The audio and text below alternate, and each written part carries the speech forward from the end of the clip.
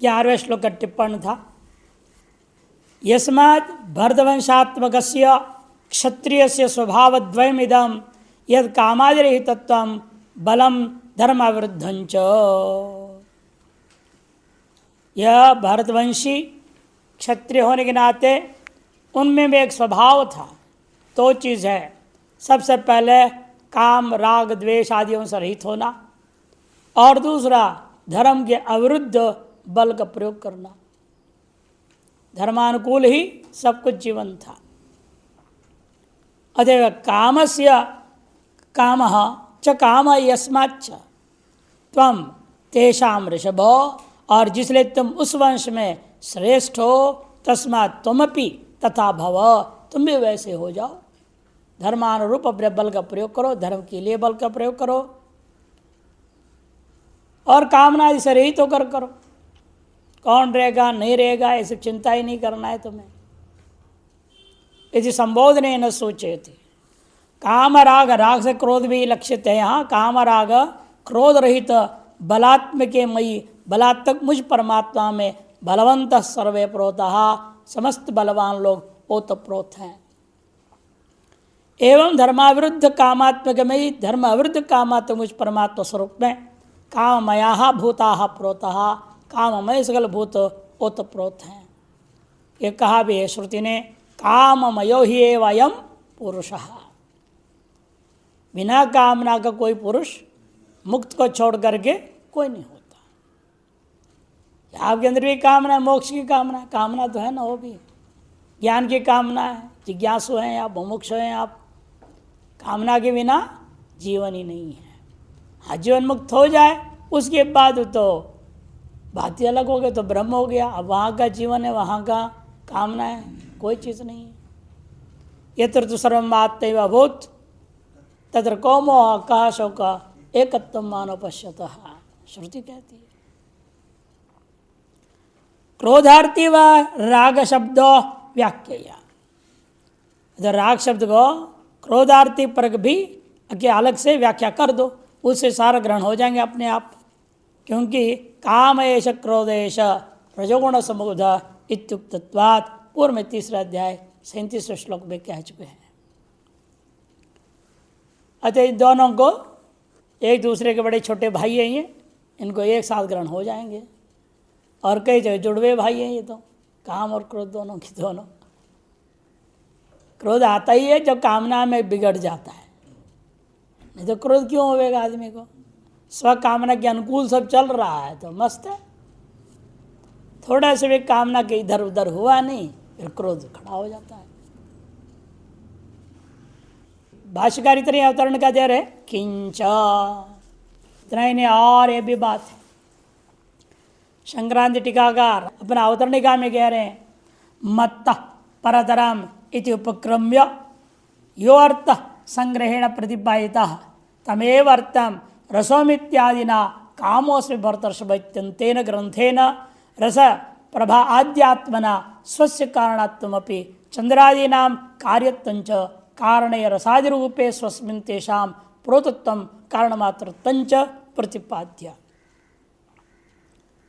मत परतरम नास्ति, यहाँ से उपक्रम किए भगवान करके जो पदार्थ अति संक्षेपेण कहा गया था, संग्रहेण प्रतिपादितः, उसी पदार्थ को अब रसोम अपसुकौन्ते इत्यादि से आरंभ करके कामों से भरतर्षभ यहाँ तक के ग्रंथ संदर्भ के द्वारा रस प्रभाद्यादि रूपा मुझ परमात्म स्वरूप में कारण रूप में चंद्र आदि जितने भी है, जल चंद्र अग्नि आदि सकल कार्य कारण में ओतप्रोत हैं।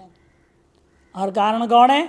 रसादि रूपे कारण स्वस्मिन्, रसादि रूप कारण स्व आत्म ब्रह्म में ही ये सब प्रोतत्वम कारण मात्रत्वंच, अतएव कारण मात्र की वास्तविक स्थिति है, कार्य नाम का वो कोई वस्तु है ही नहीं। ये बात प्रतिपादन किया, विवर्तवाद को सुस्पष्ट कर दिया गया। तमेव उपक्रांतम अर्थम, उसी उपक्रम में कहा हुआ जो अर्थ है, उपसंहर्तुम, उपसंहार करने की इच्छा से, इदानीं सामान्येन सर्वेषां पदार्थानां स्मस्मादेव जगदो एक बीजाद उत्पत्तिम उत्पन्नानांच स्वस्मिन्नेव स्वात्मनावस्थितिंच प्रतिपादयति। सामान्य रूपेण सगल पदार्थों का स्व से ही इस संपूर्ण जगत के एक बीजात्मक स्वयं से उत्पत्ति बताना चाह रहे हैं, और उत्पन्न हुए वस्तुओं का भी कोई स्वतंत्र सत्ता नहीं हो जाती है। जैसे आदमी है, पति पत्नी हो गए, शादी कर लिया, बाद बच्चा पैदा, बच्चा फिर स्वतंत्र हो जाता है। जो पैदा हुआ कार्य अपने स्वतंत्र हो जाता है। पूछे ना पूछे कोई भरोसा नहीं इन लोगों का, पूछ भी सकते हैं लेकिन फिर भी स्वतंत्रता तो रहती है ना उनकी। उस तरह से कि परमात्मा से उत्पन्न कार्य होते जगत अपने आप अलग हो जाते, स्वतंत्र हो जाते हैं कि नहीं होते हैं? कहते नहीं होते हैं। उत्पन्नानांच स्वस्मिन्नेव, उत्पन्न सकल पदार्थ अपने में ही स्वस्वरूपेण ही व स्वात्मन ही व अवस्थितिंच प्रतिपादित, अवस्थिति को भी प्रतिपादित कर रहे हैं। ये चैव सात्विका भावा राजसास्तामसाश्च ये मत्ते वेति तान् विद्धि न त्वहं तेषु ते मयि। ये चैव सात्विका भावा राजसास्तामसाश्च ये मत्ते वेति तान् विद्धि न त्वहं तेषु ते मयि। अब यहाँ पर सबको गिना दिया। अभी तक सात्विक अंश को लेकर के बोल रहे थे ना, जो सात्विक रस है, पुण्यो गंध पृथ्व्यांच को, पुण्य को सब जगह जोड़ दिया आपने। ये सात्विक आत्मक ये सब चीज़ें हैं, वो मेरा स्वरूप है, आश्रितार कारण रूप मुझ में ये सब ओतप्रोत कार्य। अब कह रहे हैं केवल सात्विक कार्य ही मेरे से उत्पन्न हुआ है, मत समझो। सात्विक तो है ही, उपासना के लिए मैंने उनको अलग कह दिया था। इन सच्चाई तो यह है जो राजसी है, तामस है, सब मेरे से उत्पन्न। इन उपासना के योग्य कौन होगा? सात्विक अंश मात्र ही होगा। ये कहने के अभिप्राय ये मत सोचो राजस और किसी और से पैदा हो गया होगा, ऐसा नहीं है। इसलिए भगवान कहते हैं ये चैव सात्विका भावा राजसा भावा तामसाश्च भावा ये मत्तएव इति तान् विद्धि। उन सभी को मुझसे ही उत्पन्न हुआ ऐसे निश्चय कर लो। जिसलिए मुझसे उत्पन्न हुआ है मैं उनमें हूं ऐसा मत समझना। न तो हम तेषु, मैं उनमें नहीं हूं, किंतु सब कार्य कारण में होता है। कारण कार्य में नहीं रहता है, भ्रम होते आदमी को। जैसे आकाश रूपी कारण में एक घट पैदा हो गया और घट में आकाश हो, घट में आकाश गया क्या? घटाकाश हो गया, ऐसा होता है? पहले से ही है। अंदर भी वही है, बाहर भी वही है, ऊपर भी वही, नीचे भी वही, आगे भी वही, पीछे भी वही है। इसलिए छांदोपनिषद में नहीं कहा ब्रह्म के बारे में आत्मा है सैव पुरस्तात् सैव पश्चात तदेव दक्षिणतः तदेव उत्तरतः, सब वही है। आकाश जो सर्वत्र व्यापक होते हुए भी व्यवहार के लिए बोल देते हो घट ने, आकाश से पैदा घट ने क्या किया? आकाश को परिच्छिन्न कर दिया और घटाकाश संज्ञा हो गया। ऐसा यहाँ नहीं होता। अरे हम लोग कह देंगे ये किसका मूर्ति है? भगवान की मूर्ति है। भगवान तो व्यापक है, वो कैसे मूर्ति हो गया? तब आपको कहना पड़ता है उपासना के लिए हम लोगों ने कल्पना कर ली, व्यवस्था दे दिया। सत्य के आरंभ में न कोई मूर्ति थी, न कोई मंदिर था, ये सब ध्यानस्थ था। ध्यान समाधि में रहते तो वो जीव जो होते हैं, सत्य में पैदा होने वाले जीवों का स्वभावतः ही ध्यान समाधि है।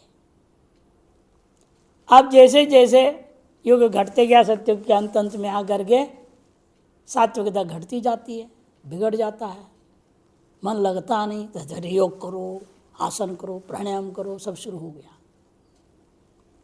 उसमें मन नहीं लगता है, तब त्रेता में यज्ञ करो, फिर यज्ञ प्रदान हो गया।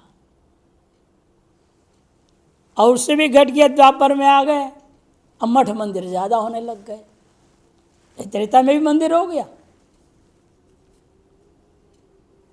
त्रेता की कहानियों में भी आता है ना, सीता जी गई दुर्गा पूजा करने के लिए। तो ये सब मंदिर वहाँ शुरू हो गया था, लेकिन कम मात्रा में। द्वापर में बढ़ गया, और अब तो यहाँ तो गली गली में हो गया कलयुग में। और जितने बढ़ रहे उतनी विवाद भी हो रहा है सब।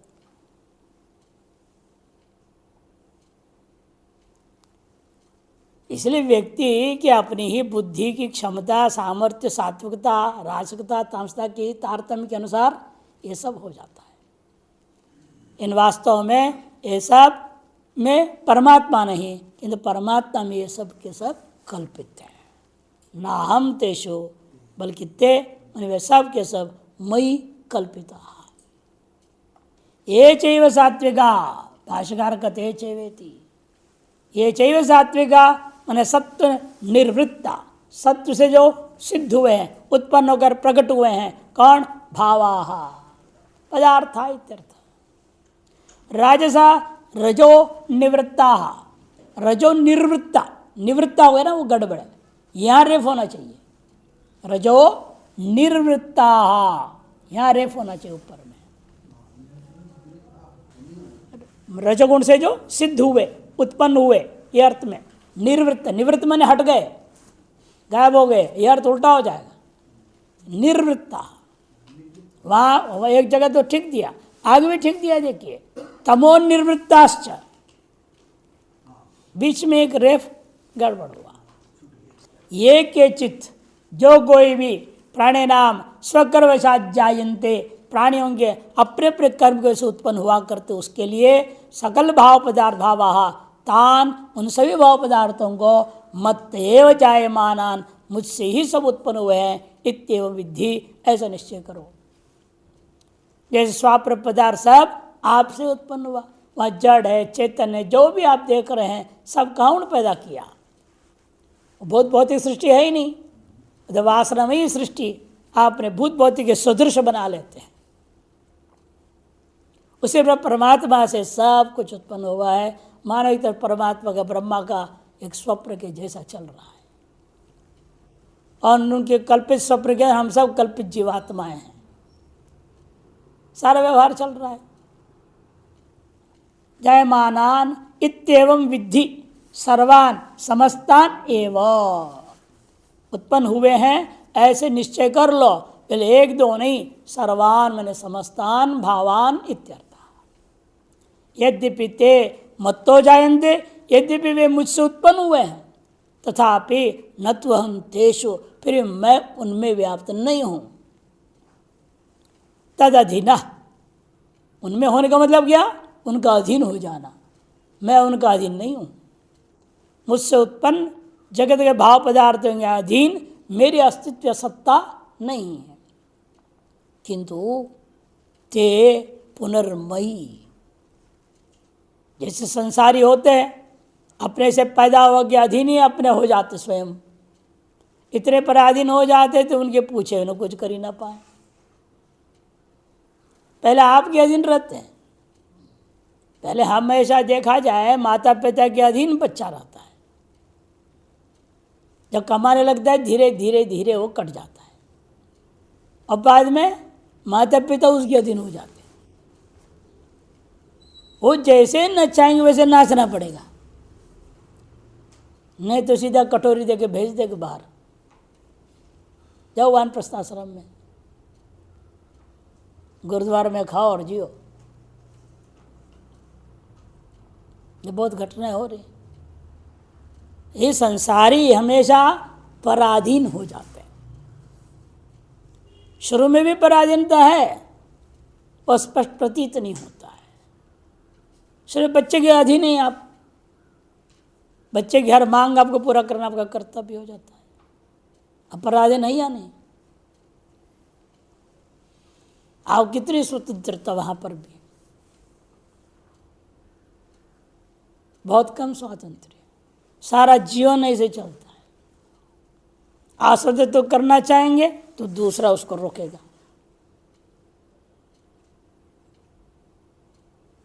दो है ना, जहाँ दो हैं तो गड़बड़ है।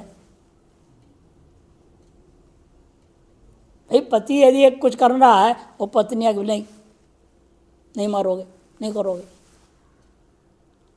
और पत्नी कुछ कर दे तो पति अरे चुप, नहीं करना। एक दूसरे लगे रहते हैं। बच्चे का हित में समझ रहे हैं वो, लेकिन आप बच्चे के पराधीन हो गए। वही पराधीनता आगे आगे जब बढ़ते जाता है, बल्कि घटता नहीं कभी।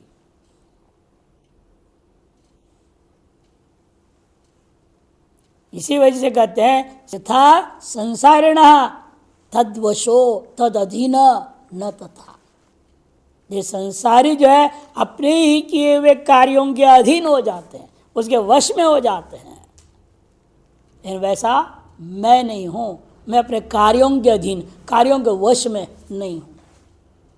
किंतु ते मयि, ते पुनः मयि मदवशा मददीना भवन्ति। ऐसा मेरे अधीन है, मेरे वश में रहते हैं, ऐसे जानो। बहुत विस्तार में ले रहे हैं यहाँ शंकरानंदी, पूरा 1.5 पन्ना है। ये चैवेति ये लोगे सात्विका सत्वगुण प्रधान एवं भावा पदार्था।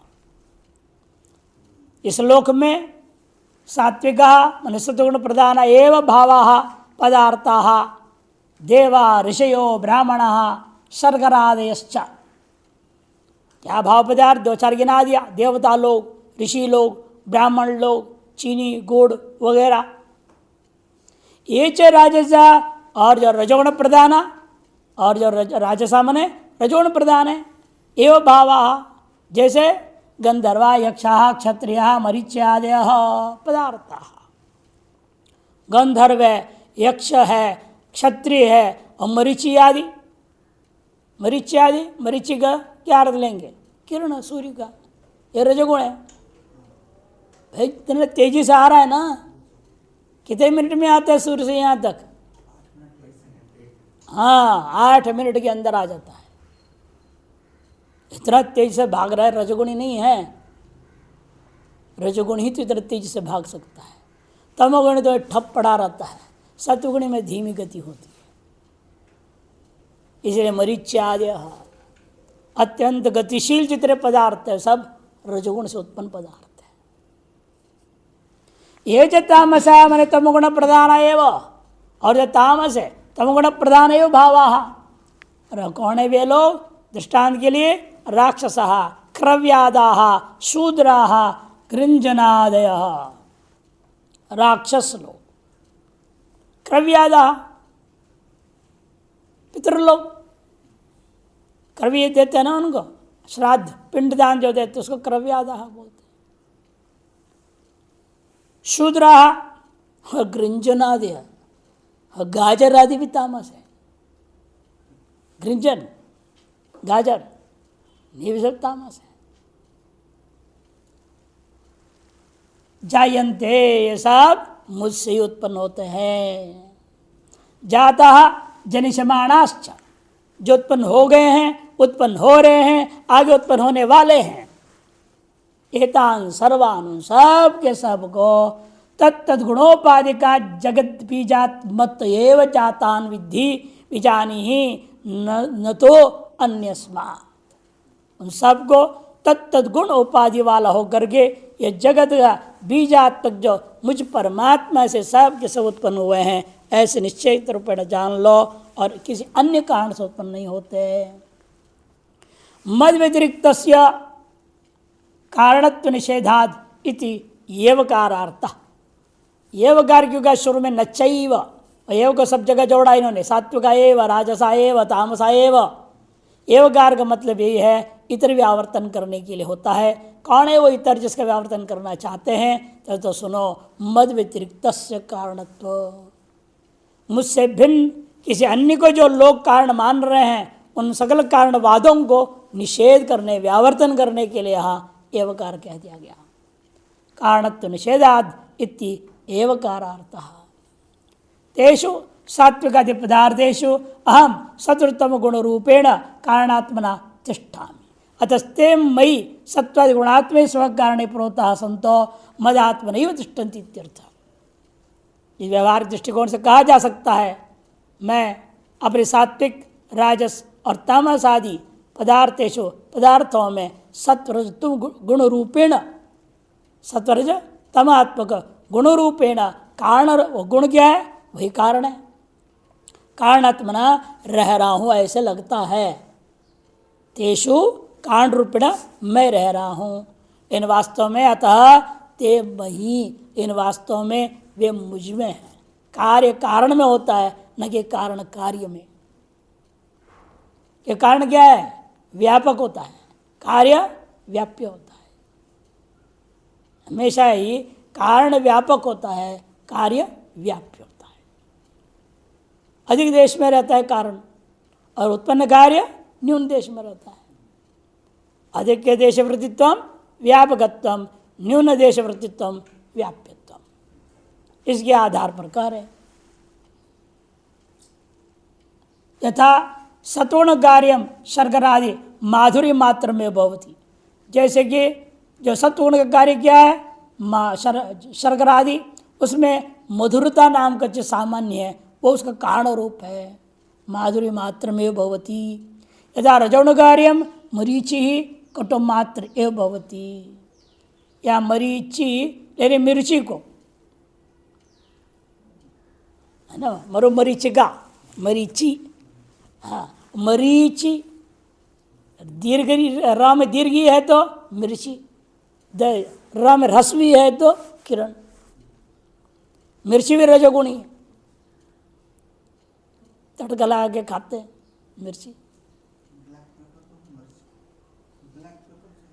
हाँ वो भी मरीची है, सब दीर्घिकार है, र में दीर्घिकार होता है। चाहे हरी मिर्च हो, चाहे लाल मिर्च हो, चाहे काली मिर्च हो, चाहे गोल्ड मिर्च हो, मिर्च तो मिर्च है। हाँ। लेकिन उनमें भी सात्विक रासिक कर देते हैं हम लोग, है ना। काली मिर्च क्या है? सात्विक है, हरी मिर्च राजसिक है, और लाल मिर्च तामसिक है। ये व्यवस्था देते हैं। कटुमात्र भवति, यथा तमुगुण कार्य के गृंजनम तद मत्तता मात्र में होती।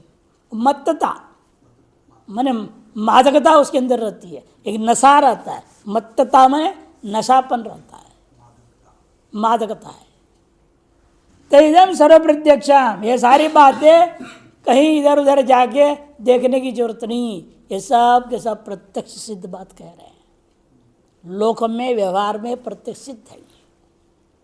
सर्वम प्रत्यक्षम एवं एवं ब्रह्म कार्यम जगत सर्वम ब्रह्म मात्रमेव। जैसे इन कुछ दृष्टांतों में आप प्रत्यक्ष देख रहे हो, इसी प्रकार से जो आपके लिए परोक्ष है, आपके लिए सूक्ष्म है, उन सबको भी उसी प्रकार से ब्रह्मकारी समझना चाहिए। जैसे इन स्थूल दृष्टांतों को आपने देखा, तो जो सूक्ष्म और अदृश्य सगल पदार्थों को भी ब्रह्म कार्यमेव जगत सर्वम ब्रह्म मात्रमेव, अतः ब्रह्म मात्र ही है इति बोद्धव्यम। एतेन, इससे यह बात सिद्ध हो गया, मत परतरम नान्यत किंचिद अस्ति धनंजय मयि सर्वमिदं प्रोतम सूत्रे मणिगण इव इत्यारभ्य राजशास्तामशास्त्री इत्यंतेन, यहाँ तक के पूरे ग्रंथ संदर्भ के द्वारा इत्यंतेन ग्रंथेन माया शबलितस्य ब्रह्मण, माया शबलितस्य ब्रह्मण मृद्वत परिणाम कारणत्व पक्षमाश्रित्य, मृत्तिका के समान परिणाम कारणवाद को पक्ष को स्वीकार करके कार्य से कारण मातृत्व, कार्य जो है कारण मात्र ही है। मृद घटादि था सम्यक दृष्टांत न्याय, मृद घटादि रूपी सम्यक दृष्टांत न्याय के द्वारा सर्वं खलिदं ब्रह्म इत्यादि पूर्वोक्त श्रुति बलेन, और सर्वं खलिदं ब्रह्म इस पूर्वोक्त श्रुति बल से भी ब्रह्म कार्य से जगतो ब्रह्म मात्रत्व एवं सम्यक निर्धार्य, ब्रह्म कार्य जो जगत है वो ब्रह्म मात्र ही है, ऐसे सम्यक प्रकार से निर्धारण करके मुमुक्षु भी सम्यक श्रुत वेदांतैर विज्ञात तदर्थैर यति भी दृष्टम स्पृष्टम श्रुतम मतम विज्ञातं च सर्वम् इदम् अहं च ब्रह्मैव इति प्राक्तनीं वासनाकृतां नाम रूप भेद कल्पनां निशेषम उत्सृज्य उत्कृष्ट अधिकारी के लिए पहुंच गए। जो मुमुक्षु है जिन्होंने सम्यक इस प्रकार से गुरुमुख से श्रुत वेदांत ही वेदांत को सुने हुए हैं, विज्ञात तदर्थ ही अश्रुत्यर्थ को उपनिषदार्थ को सम्यक प्रकार से जाने हुए हैं, अतः उसी का ही मनन निध्यासन में लग गए। तदर्थ यति भी दृष्टम स्पृष्टम श्रुतम मतम विज्ञातम, जो कुछ भी इंद्रियों के द्वारा ग्रहण कर रहे हैं, दृष्ट है, स्पर्शनेन्द्र के द्वारा स्पृष्ट है, श्रुत है, एवं उसके आगे मतम माने मनन और विज्ञात निध्यासन और अनुभूति। सर्वमिदम अहम च ब्रह्मैव, उनका निश्चय क्या रहता है? सर्वमिदम अहम च ब्रह्मैव, ये सब कुछ जो दृश्य रूपे हैं और मैं जो इनका दृष्टारूप मान रहा हूँ, दृश्य दर्शन दृष्टि भाव जो है ये सब कुछ ब्रह्म ही है। इति प्राक्तनीम वासना कृताम नाम और भेद कल्पना, एतार्श अनुभूति से पहले प्राक्तनीम जो वासना बनी हुई थी, किसकी? नाम और भेदात्मक कल्पना की, उन संपूर्ण कल्पनाओं को निशेषम उत्सृज्य त्याग करके स्वस्मिन् सर्वत्र च प्रबुद्धिरेव प्रयत्न संपादनीया अयम एव समाधि ही कर दिया। अपने में और सभीयों में ब्रह्म बुद्धि ही करनी चाहिए, उसी का अभ्यास करनी चाहिए और वे प्रयत्न पूर्वक संपादन करो। जब जब गलत वासना के कारण से भेद बुद्धि आ जाए, तुरंत उसको असंग शस्त्र दृढ़ चित्वा काट दो। नेति नेति, ऐसा नहीं है, ऐसा नहीं है, ये भेद नहीं है, ये मिथ्या है। इस प्रकार के संपादन करना यही वास्तव में समाधि है। ये नहीं कि आंख बंद कर गुफा के अंदर बैठ गया, उसका नाम समाधि नहीं है। यहाँ ज्ञान मार्ग में समाधि तो घूमते फिरते चलते फिरते सब खाते पीते सोते सब समय में समाधि। क्यों? उन सभी समय में आप क्या समझ रहे हैं? सर्वम ब्रह्मैव, अहम इदम सर्वंच ब्रह्मैव। एतार्श चिंतन से, एतार्श जो है दृढ़ निश्चय के साथ बाह्य इंद्रियों के द्वारा जो कुछ व्यवहार हो रहा है, गुणा गुणेशु वर्तन्ते, यही समझते हैं। इसे क्या देख रहे? अविभक्तम विभक्तेषु, उस अविभक्त को इन विभक्त में देखता हुआ सकल व्यवहार करने के कारण से वह समाधि में रह रहा है। इसे परिपक्व जो वेदांती है उसे कभी आंख बंद के कहीं एकदम बैठा हुआ ऐसा नहीं मिलेगा। ये तो साधना काल में होता है, जब ज्ञान अनुभूति में आ जाए, सिद्ध हो जाए, उसके बाद में कुछ नहीं है। चाहे आंख बंद के बैठे, चाहे आंख खोल के बैठे, चाहे बाहर व्यवहार कर रहा है या नहीं कर रहा है, उसके प्रारब्धाधीन चल रहा है। साक्षी भाव भी खत्म, अब क्या साक्षी रहे? तो ब्रह्म हो गया, अब क्या साक्षी भाव रह गया? हाँ, अब क्या देखेगा? ये तो मान लिया जाता है, जीवन मुक्त है, व्यवहार कर रहा है, साक्षी भाव से कर रहा है, कहना पड़ता है। इन वास्तव ब्रह्मित ब्रह्म ही हो गया। अब ब्रह्म क्या साक्षी? किसकी साक्षी है वो? ब्रह्म ब्रह्म का साक्षी बनेगा क्या? तो फिर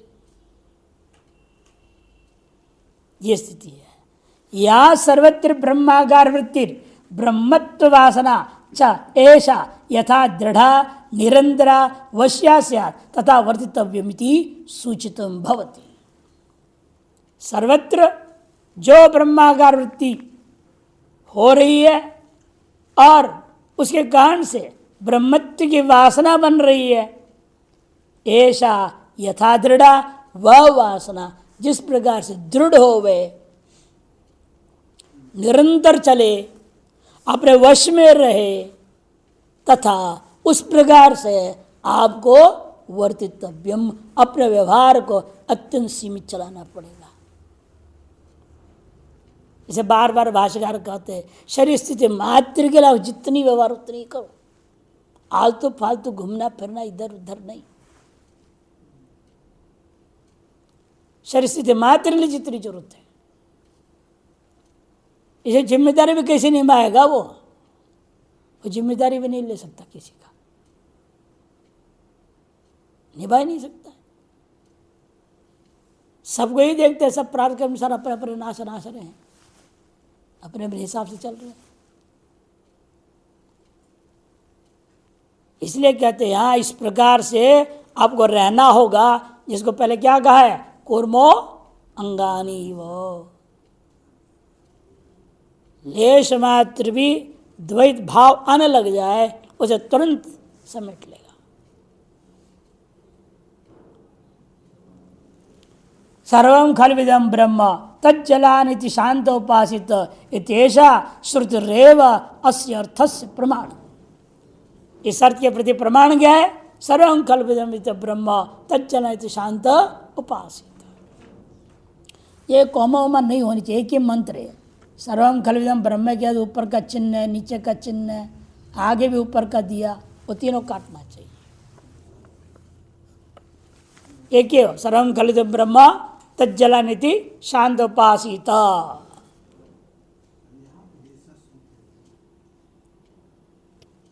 है ना, उस ऊपर उपासित के ऊपर है।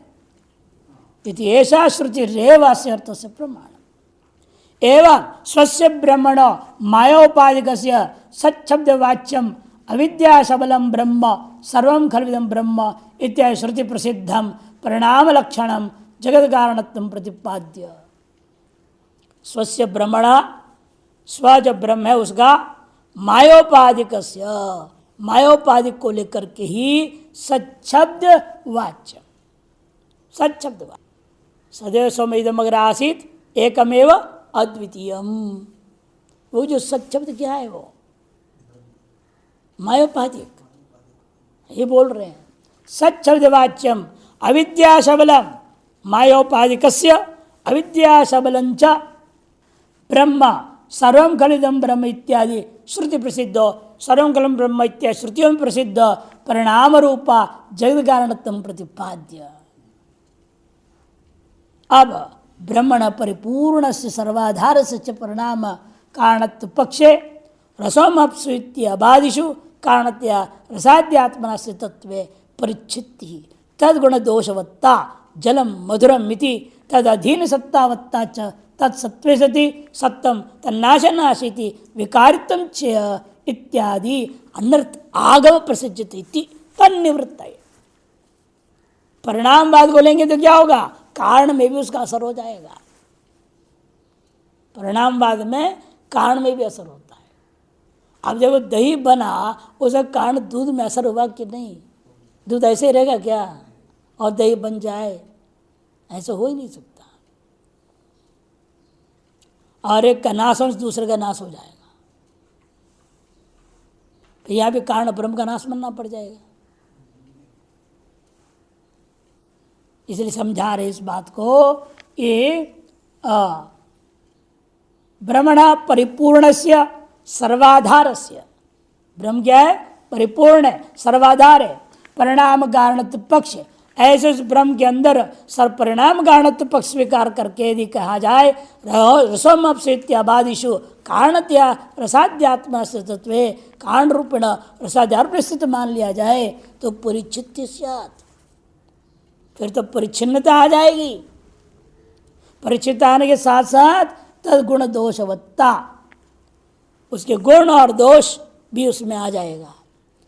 और जैसे जलम मधुरम कहते हो तदही तदधीन सत्तावत्ता च, तदधीन सत्ता वाला होकर के तत्सत्वे सति सत्तम तन्नाशे नाश इति विकारित्वं च इत्यादि अनर्थ आगम, विकारित्व भी इस ब्रह्म में आ जाएगा, अनर्थ आगम हो जाएगा। इति तन्निवृत्त है, इसी की निवृत्ति के लिए अंत में कहा न त्वं तेषु ते मयि।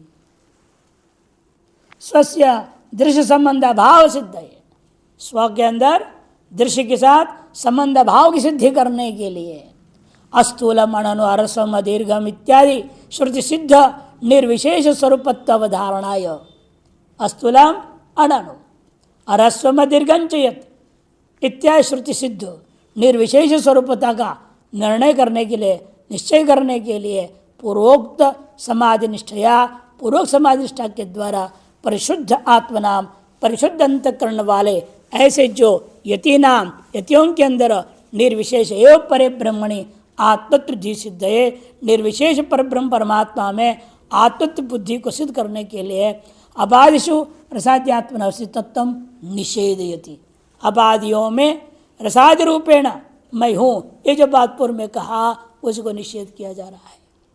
न त्वं तेषो ते मयीति। ननु ब्रह्मणो जगत कारणत्वे निषिध्य सति, इधर ब्रह्म में जगत कारण निषेध कर दोगे, ये तो वा इमानि भूतानि ते श्रुतीनाम अहंग्रस्त से जगत इत्यादि स्मृतीनांच ब्रह्मण जगत उपादानत्ववादिनीम अप्रामाण्यम एव स्यात् इति चिन्ह। जैसे ब्रह्म में कारणता को प्रतिपादन करने वाली जो श्रुति और स्मृतियां हैं वे सब अप्रामाणिक हो जाएंगे। ये तो वा इमानि भूतानि जायन्ते येन जातानि जीवन्ति इत्यादि तैत्तिरीयोपनिषद के मंत्र है। और अहम ग्रस्त से जगत है ना, प्रभा प्रलयस तथा इत्यादि जो कहा गया था, कारणवाद बताया गया था ब्रह्म में स्मृति के द्वारा, और जगत उपादानत्ववादी जो श्रुति स्मृतियाँ है उनमें अप्रामाण्य में वस्यायित चेत न तासाम अद्वैत अवधारण तत्परत्वात् प्रामाण्य उपपत्ति है। वास्तव में वे सारी श्रुति स्मृति अद्वैत की अवधारण करने के लिए ही है। कई बार बता चुके उपनिषद भाषादियों में भी सृष्टि श्रुतियाँ सृष्टि की उत्पत्ति स्थिति लय आदि का प्रतिपादन करने के लिए नहीं है। स्वार्थ में प्रामाण्य नहीं है उनका, इन श्रुतियों के स्व प्रतिपादित जो अर्थ है उनमें उनकी प्रामाण्यता नहीं है। किंतु ये सब किसके लिए है? ब्रह्म का प्रतिपादन करने के लिए, अद्वैत का प्रतिपादन करने के लिए। यह अध्यारोप मात्र ही है, वास्तविक नहीं है। यदि वास्तविकता स्वार्थ में प्रमाण हो जाए फिर तो द्वैत सिद्ध हो जाएगा। अद्वैत कैसे सिद्ध करोगे? इसे सृष्टि वाक्य चाहे श्रुति में हो स्मृति में हो, आप अनुमान आदि भी कर लें, ये सब वास्तव में क्या है? स्वार्थ में प्रामाण्य नहीं है। परार्थ क्या है? यहाँ ब्रह्म तत्व, उसका बोध कराने में ही इनका प्रामाण्यता माना जाता है। वही समझा रहे। तासाम अद्वैत का अवधारणा तत्परत्वाद के अद्वैत परक होने के नाते प्रामाण्य उपपत्ति है। द्वैत न के चित्त, इसके भी क्या जरूरत थी आपको बोलने की? ऐसे प्रतिपादन अध्यारोप अपवादाभ्याम निष्प्रपंचम प्रपंच दे, ये करने क्या जरूरत थी? सीधे बोल देते सर्वम ब्रह्म एकमेव अद्वितीयम, छुट्टी। इतना सारे मंत्र दुनिया लंबा चौड़ा उपनिषदों को बना दिए, पढ़ने में 3 साल लग जाता है। अरे सीधे कहते एकमेव अद्वितीयम ब्रह्म, ब्रह्म सत्यम जगन मिथ्या महागतम, 1 मिनट में पाठ खत्म हो जाएगा। हाँ, उसकी व्याख्या 5 मिनट भले कर लो, कहानी खत्म।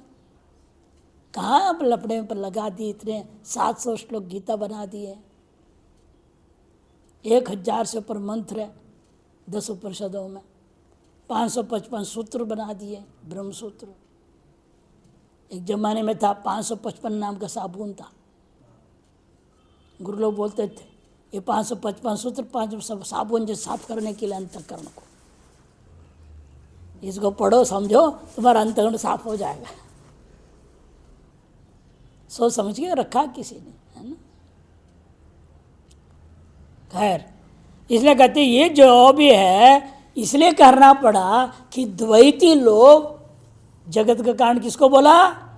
कोई परमाणु को कह रहा है, कोई प्रधान को कह रहा है, कोई शून्य को कह रहा है, कोई क्षण विज्ञान को कह रहा है, कोई कुछ कह रहा है। उन सब को काटने के लिए ये कहना पड़ा श्रुति को। ये श्रुति तो नित्य न जानती है आगे पैदा होने वाले ऋषि लोग कौन क्या बोलने वाला है, वो सबको पहले से ही व्यवस्था प्रदान कर दिया।